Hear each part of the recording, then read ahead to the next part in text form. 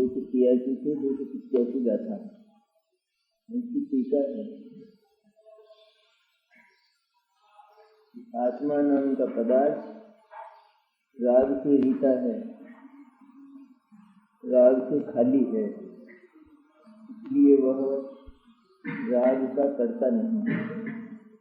जो राग से रीता हो वो राग से भिन्न हुआ, और जो भिन्न भाव में उनका कर्ता कोई पदार्थ नहीं हो सकता। टीका में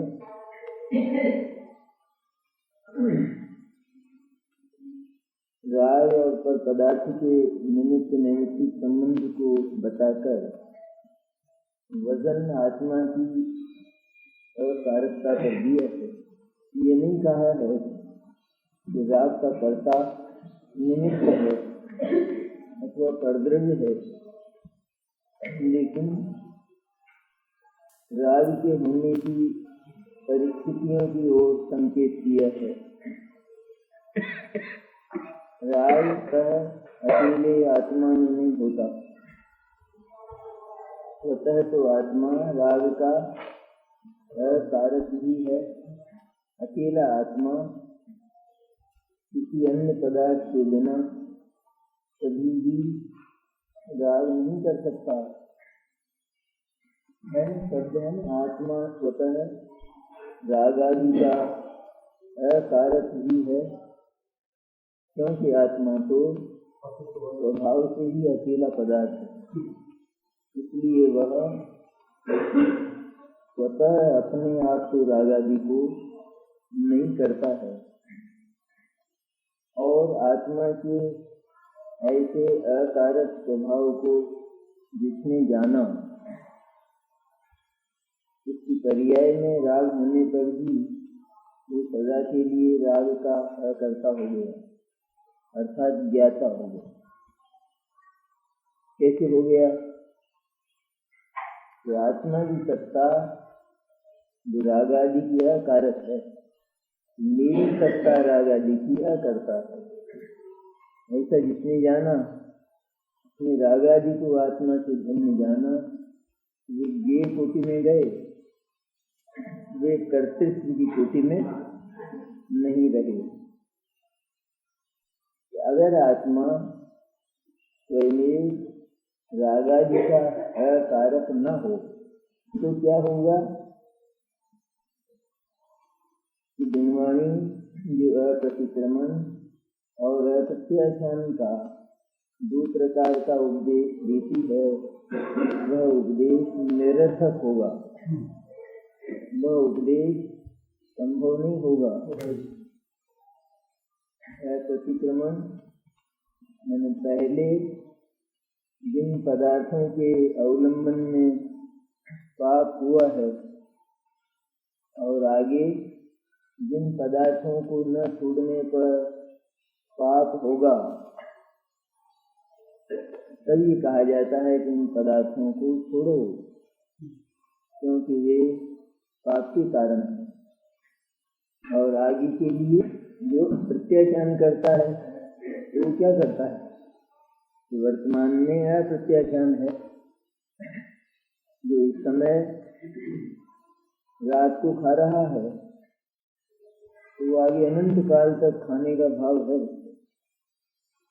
तो उसको अनंत काल तक रात्रि भोजन का अप्रत्याख्यान है। तब उसको कहा जाता है ये रात का खाना छोड़ो, नहीं कहा जाता। रात जो भोजन है उसके बिना रात को खाने का भाव होता है, हो सकता है।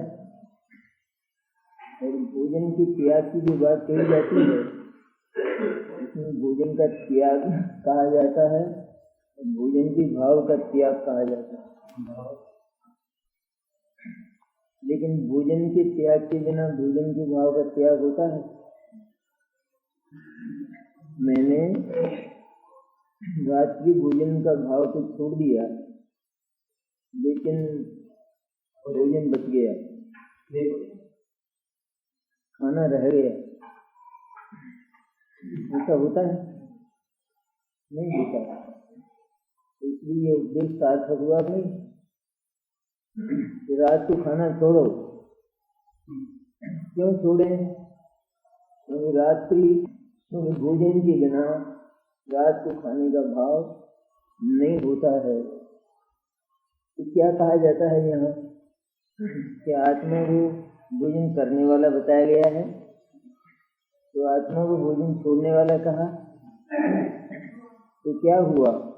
तो भाव में ही दो प्रकार की बात होती है। एक तो जब त्याग किया जाता है, भाव में उस पदार्थ का त्याग पढ़ने में होता है नहीं। मैं रात को खाना छोड़ता हूँ, ऐसा जिसने किया तो उससे ये द्रव्य की ओर से होने वाला भाव पढ़ने में हुआ नहीं दिखा, नहीं हुआ। वो द्रव्य छोड़ा वो बात जनवाणी नहीं कहती है, क्योंकि वो तो ग्रहण ही नहीं करता है। पर पदार्थ को आत्मा, भोजन को आत्मा ग्रहण नहीं करता है। तो द्रव्य और भाव ये दो प्रकार के अप्रत्याख्यान और प्रत्याख्यान की बात वो कैसे सिद्ध होती है कि हमारा जो भाव है वो ठीक इस द्रव्य की प्रति होता है। मैं रात्रि भोजन छोड़ता हूँ, ये क्या हुआ? ये हुआ द्रव्य प्रतिक्रमण और द्रव्य प्रत्याख्यान। मैंने अब तक प्रतिक्रमण तो क्या हुआ? मैंने अब तक जितना रात को खाया मैं उस सबका प्रायश्चित करता हूँ। तो रात को खाया मैंने उस भोजन के प्रति है ना इसका भाव, मैंने इसके भाव में द्रव्य लक्ष्य है, वो तो रहा इसके भाव में ही, पर भाव का लक्ष्य कौन है? वहाँ द्रव्य है। इसलिए वो द्रव्य का प्रतिक्रमण हुआ। और इसी तरह मैं रात को खाना सदा के लिए छोड़ता हूँ, तो यह द्रव्य का प्रत्याख्यान कहलाया। भोजन छोड़ा वो नहीं बात, क्योंकि उसका ग्राहक और उसका परित्यक्ता आत्मा नहीं है। तो ये तो हुआ जिसने रात को खाना छोड़ा तो रात को खाने का भाव बच गया, अभी नहीं बचा। भाव भी गया नहीं इसके साथ। किसके साथ गया? द्रव्य के साथ। द्रव्य के साथ भाव जाता है, भाव के साथ द्रव्य जाता है। इस तरह दो प्रकार का उपदेश इसलिए किया जाता है क्योंकि आत्मा स्वतः रागादि का अकारक है। आत्मा स्वतः अकेला रागादि भाव नहीं करता, लेकिन रागादि भाव अन्य के होने पर ही होते हैं। इसलिए अन्य के त्याग की बात, अन्य के त्याग का उपदेश जिनवाणी देती है। अप्रतिक्रमण और अप्रत्याख्यान का जो वास्तव में द्रव्य और भाव के भेद से द्विविध उपदेश है, वह द्रव्य और भाव के निमित्त नैमित्तिक तत्व को प्रकट करता हुआ आत्मा के अकर्तृत्व को ही बतलाता है।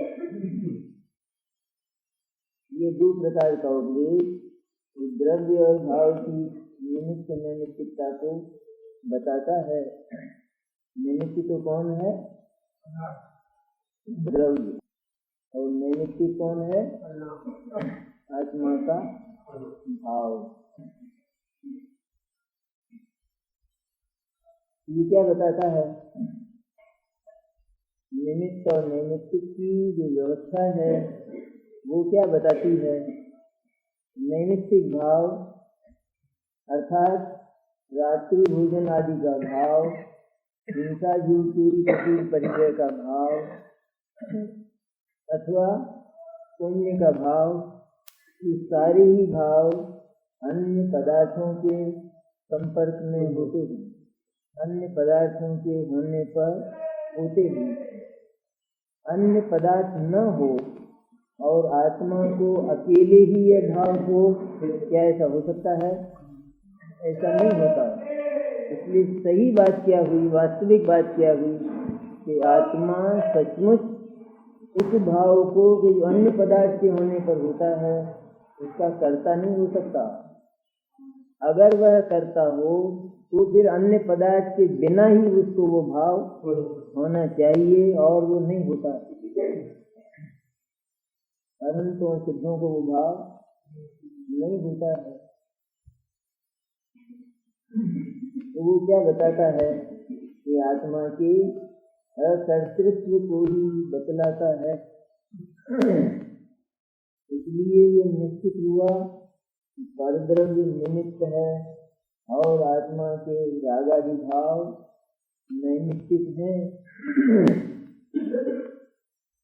नैमित्तिक कहा इस तरफ से, निमित्त की तरफ से, निमित्त की तरफ से उसका नाम नैमित्तिक, और स्वयं वस्तु की तरफ से उसका नाम,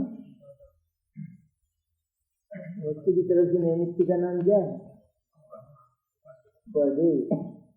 वस्तु स्वयं उपादान है। उपादान मैंने उस कार्य का कारण, उस कार्य की कर्ता, तो वो कार्य उपादेय कहलाया। ये शास्त्र के शब्द हैं। दुनिया में तो रातों दिन होता है, नहीं होता?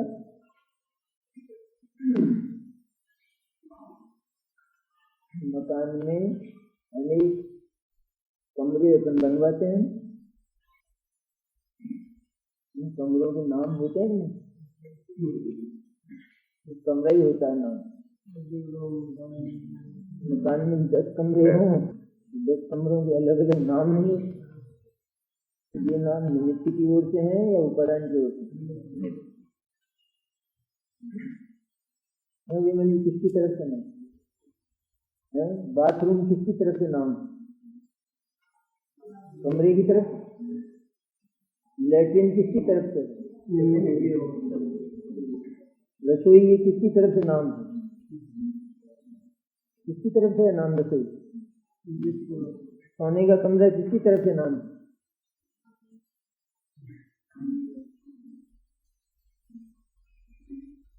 ये जो निमित्तता है इसकी ओर से उसका नाम, उसको कहते हैं नैमित्तिक, और उपादान की ओर से उसकी पर्याय का नाम वही पर्याय उपादेय है, क्योंकि वो स्वतंत्र पदार्थ की पर्याय है। इस तरह निमित्त और नैमित्तिक की व्यवस्था है। निमित्त और नैमित्तिक का ये नियम है, उसका कानून है, उसकी यह प्राकृतिक व्यवस्था है। कोई भी विकारी कार्य वो अन्य पदार्थ के होने पर होता है। इसलिए उस भाव को छोड़ने के लिए उस पदार्थ के छोड़ने का उपदेश दिया जाता है। तो उस पदार्थ के साथ में वो भाव छूटता है तो पदार्थ छूटता है। पदार्थ छूट जाए और भाव न छूटे तो पदार्थ छूटा नहीं। क्यों नहीं छूटा? तो पदार्थ का छूटना क्या, पदार्थ का संयोग न रहना प्रकट रूप में, लेकिन भाव में तो वो पदार्थ प्रति समय चलता है ना। इसलिए पदार्थ का छूटना ही हम उसको कहते हैं, जहाँ वो भाव में से उसका बहिष्कार हो जाए।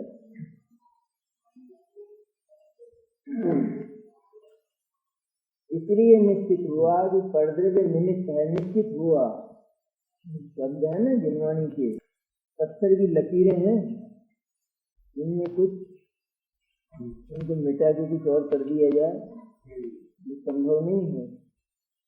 यह निश्चित हुआ, ऐसा निश्चित हुआ मैंने, हम फैसला करते हैं, ये कहते हैं क्या चाहिए निश्चय, हमने कुछ नहीं किया है, हम तो करता वर्ता बिल्कुल है ही नहीं। विश्व की सृष्टि की जो ये व्यवस्था है, इस व्यवस्था का परिचय देकर हम तुम्हारे कल्याण का मार्ग बताते हैं, प्रशस्त करते हैं। कितनी सी बात है, कल्याण का मार्ग विश्व व्यवस्था में ही छुपा है। विश्व व्यवस्था को न जानने पर कल्याण का मार्ग बंद हो जाता है, अवरुद्ध हो जाता है। व्यवस्था यह है कि जितने भी विकारी कार्य हैं वे अन्य पदार्थ के होने पर होते हैं। यह निश्चित हुआ, तब क्या करें? क्योंकि वे अन्य पदार्थ के होने पर होते हैं, इसलिए वहाँ उस पदार्थ को छोड़ने का उपदेश दिया जाता है, और उस पदार्थ को छोड़ने की जो बात है वो भी भाव में होती है। पदार्थ तो हो ना हो, पदार्थ में क्या है? कई वर्षों पहले एक चीज खाई है और अब उसकी याद आ रही। खाना तो बना था, उसकी याद आ गई, तो खाना है अभी नहीं, है ना?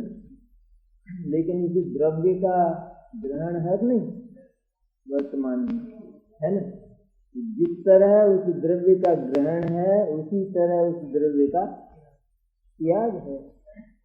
तो ऐसा कभी नहीं होता कोई ये कहे कि मैंने भाव में से त्याग कर दिया और द्रव्य का संबंध होता है तो वो मेरे बस की बात नहीं है। तो आचार्य कहते हैं कि हम ये बात मानते नहीं। क्यों नहीं मानते हो? कहते हैं आप नहीं मानो, इससे क्या होता है? मैंने तो भाव छोड़ दिया और ये आता हुआ मानता ही नहीं है, नहीं क्या करूं? तो आचार्य क्या कहेंगे? हमने ऐसा देखा नहीं और ऐसा होता नहीं। इसमें भी हम अपने मन की बात नहीं कहते हैं कि तुमने भाव तो छोड़ दिया और ये द्रव्य आए बिना रहता नहीं है, तो इसमें तुम क्या करो?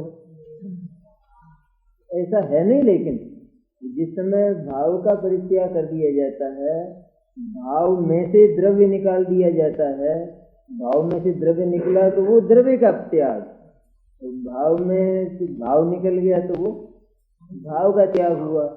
वो द्रव्य जब निकल गया है भाव में से, तो फिर प्रगट रूप में उस द्रव्य का संयोग भी नहीं देखा जाता है। उपवास की जब बात कही जाती है ना, तो क्या कहते हैं कि मैं 4 प्रकार के आहार का त्याग करता हूँ। ये उपवास किसको कहते हैं? जो नहीं कहता है मैं 4 प्रकार के आहार के भाव का त्याग करता हूँ, ऐसा नहीं करता उपवास में। मैंने उस वस्तु का त्याग किया, भाव का तो त्याग है ही, लेकिन क्योंकि वो भाव उस वस्तु के बिना होता नहीं है, इसलिए वहाँ वस्तु का त्याग बहुत आवश्यक है।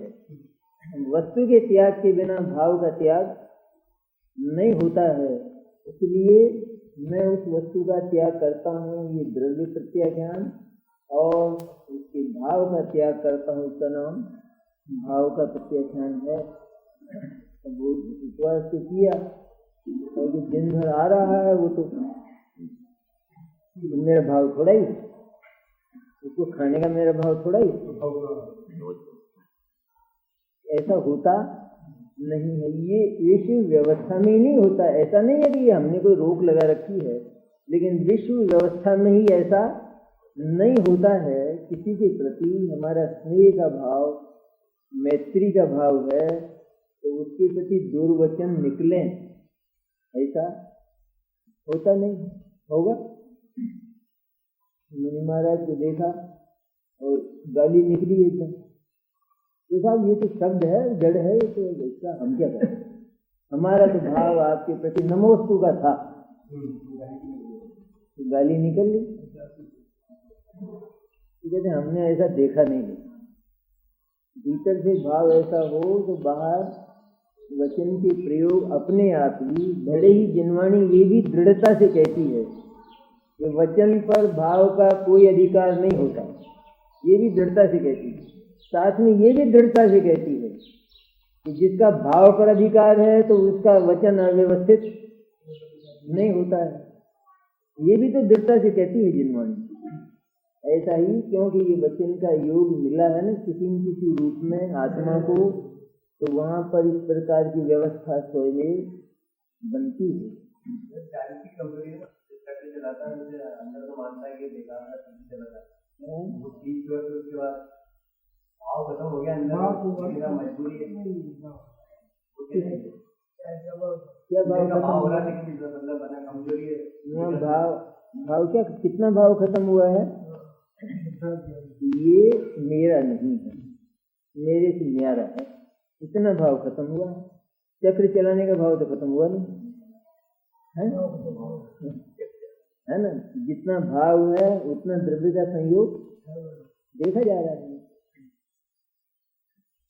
अब ऐसे वेद प्रकार से भाव की कीमत कर लें तब तो फिर भगवान अनंत और शुद्ध को भी मत, कोई झगड़ा नहीं, सब चल रहा है। खाना पीना, बीमारियां भी हो रही हैं और दवाइयां भी चल रही हैं और भोजन भी हो रहे हैं और भगवान वितराग भी हैं।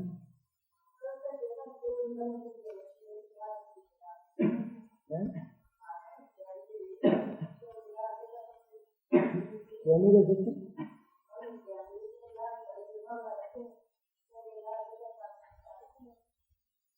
क्या मतलब? क्या नहीं हुआ? मैंने बाधा कहाँ है? प्यार से थोड़ी कुछ होता है, करने से होता है धर्म। धर्म की इच्छा से नहीं होता, इच्छा तो विकार है, परिणति है धर्म से। वर्णमन का नाम है धर्म। मोक्ष कौन नहीं जाना चाहता? झूठा सच्चा, तो सच्चा भी सम्यक दृष्टि है, श्रावक है, मुनिराज है, जो सचमुच ही मोक्ष जाना चाहते हैं, अंतरंग से ऐसी इच्छा में चले जाते हैं। फिर तद्रूप उसके लायक उद्यम और पुरुषार्थ हो तो वो कार्य होता है, इच्छाओं से नहीं होता। इच्छा तो निकम्मी चीज है, बिल्कुल हुए बिना रहती नहीं और काम कुछ करती नहीं। इच्छा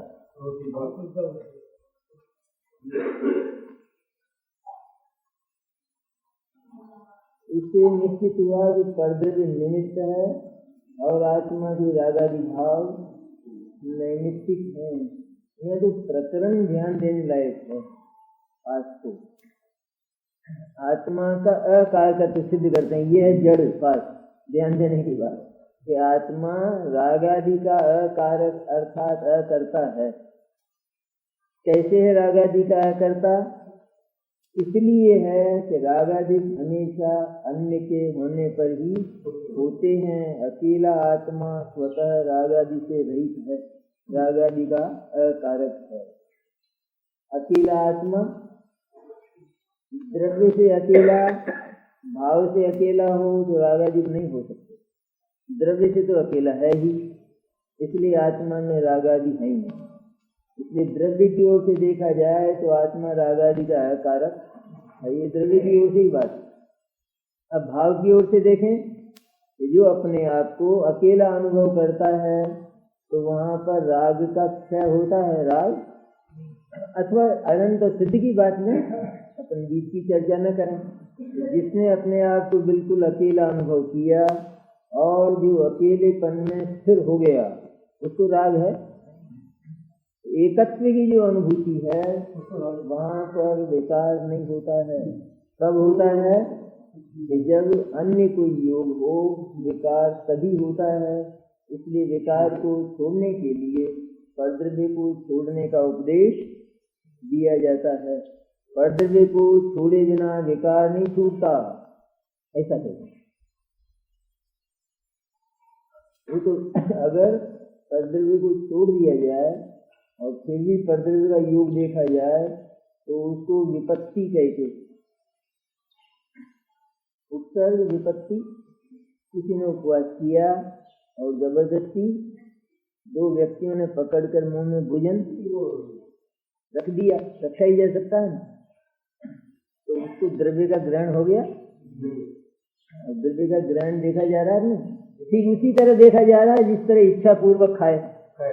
ग्रहण में तो फर्क नहीं है, ग्रहण तो वो तो मुंह में तो देखा जा रहा है ना, लेकिन तो भी वहां पर द्रव्य का प्रत्याख्यान है, द्रव्य का ग्रहण वहां पर नहीं है। लेकिन यहाँ स्वतः की बात करते हैं कि जिसको स्वतः अर्थात स्वयं उस पदार्थ को ग्रहण करने का भाव चला गया तो फिर स्वतः उस पदार्थ के ग्रहण का भाव नहीं होगा। व्यवस्था की बात में अपन नहीं करते हैं। व्यवस्था से होने वाला जो संयोग है उसको हम ग्रहण नहीं कहते। यहाँ तो भाव और द्रव्य की निमित्त नैमित्तिकता बता रहे। तो परद्रव्य निमित्त है और आत्मा की रागादि भाव नैमित्तिक में यदि ऐसा न माना जाए कि द्रव्य प्रतिक्रमण और द्रव्य अप्रत्याख्यान का कर्तृत्व के निमित्त रूप का उपदेश निरर्थक ही होगा। तुमने इन पदार्थों का सेवन किया तो अब उनका प्रायश्चित करो।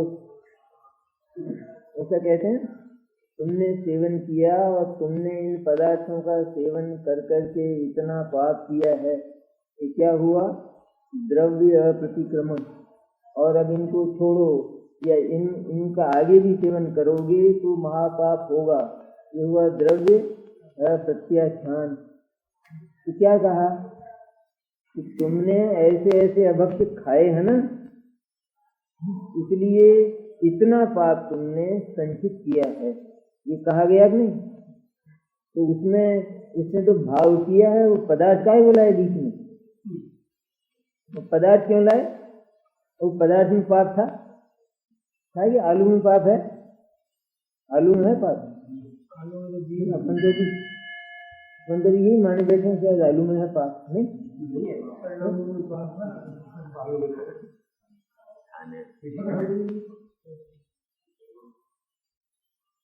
लेकिन आलू का भाव हुए बिना आलू का पाप होगा? नहीं हो सकता है।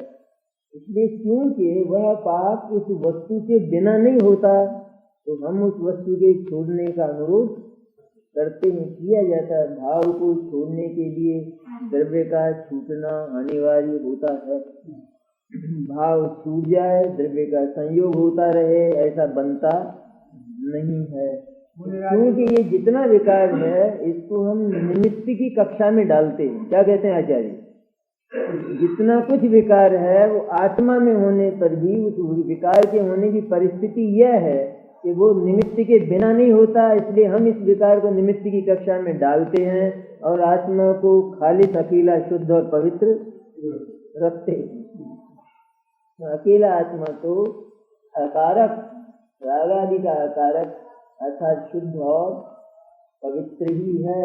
क्योंकि यदि आत्मा को अकेला शुद्ध और पवित्र न माना जाए, लेकिन उसको अकेले ही रागादि का कर्ता और कारक माना जाए, तो पर पदार्थों को ग्रहण करने का जो पाप है की कथा बिल्कुल निरर्थक होगी। पर पदार्थ की बात करना ही बिल्कुल निरर्थक होगा। इसलिए सारी जितनी भी बात की जाती है ना, वो सब पदार्थ की ओर से की जाती है। क्या क्या ग्रहण करना है और क्या क्या छोड़ना है। तो क्योंकि भावों का संबंध उन पदार्थों से है ना, इसलिए उन पदार्थों को छोड़ने की बात भावों को छोड़ने के लिए ही की जाती है। और उन पदार्थों का त्याग हो जाता है तो भाव का त्याग निश्चित रूप में हो जाता है।